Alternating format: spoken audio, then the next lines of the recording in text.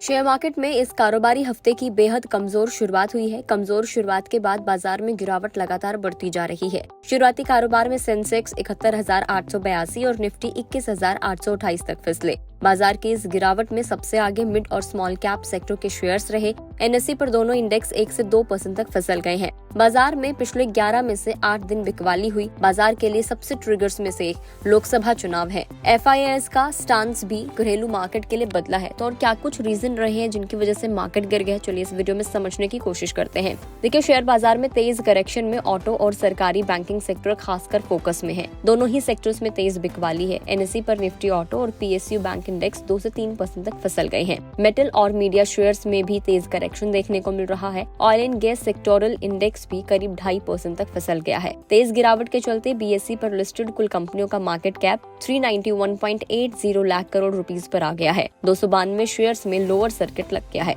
Nifty में शामिल 50 shares में से सबसे ज्यादा बिकवाली टाटा मोटर्स के शेयर्स में है। शेयर्स करीब 9% तक फिसल गया है। BPCL भी 4% से ज्यादा टूटकर कारोबार कर रहा है। इसके अलावा कोल इंडिया, हीरो मोटोकॉर्प और ONGC 2% से ज्यादा टूट गए। सेंसेक्स में तो 30 में से 25 शेयर्स लाल निशान पर कारोबार कर रहे हैं। ऐसे में शेयर मार्केट पर एक्सपर्ट्स की कुछ राय भी है, जिनमें ये कहा जा रहा है कि मई में फॉरेन पोर्टफोलियो इन्वेस्टमेंट की बिकवाली से कंफ्यूजन की स्थिति बन गई है। मीडिया रिपोर्ट्स के मुताबिक आम चुनाव में NDA BJP को नुकसान होगा। पॉसिबली यही वजह है कि FPI की बिकवाली भी इसी वजह से है। लेकिन सबसे अहम बात तो ये है कि FPI का स्टांस भारतीय शेयर मार्केट के लिए बदल गया है। मार्केट एक्सपर्ट्स ने बताया कि विदेशी निवेशक अब भारत में बेचो और चीन में खरीदो वाले स्ट्रैटेजी पर काम कर रहे हैं, जो कि पहले चीन में बेचो और भारत में खरीदो का था, क्योंकि चीन के शंघाई कंपोजिट्स और हांगकांग के हैंगसेंग ने भारतीय बाजारों को आउट परफॉर्म किया है। पिछले एक महीने में शंघाई कंपोजिट्स ने 3.96%, हैंगसेंग ने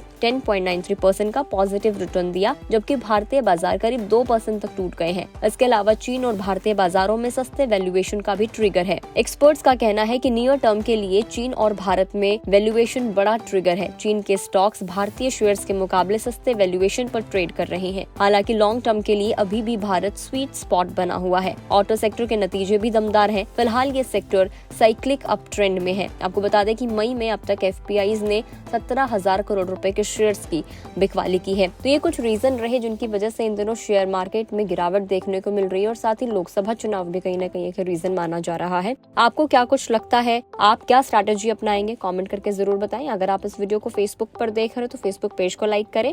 यूट्यूब पर देख रहे हो तो गुड रिटर्न्स के यूट्यूब चैनल को सब्सक्राइब करना ना भूलें।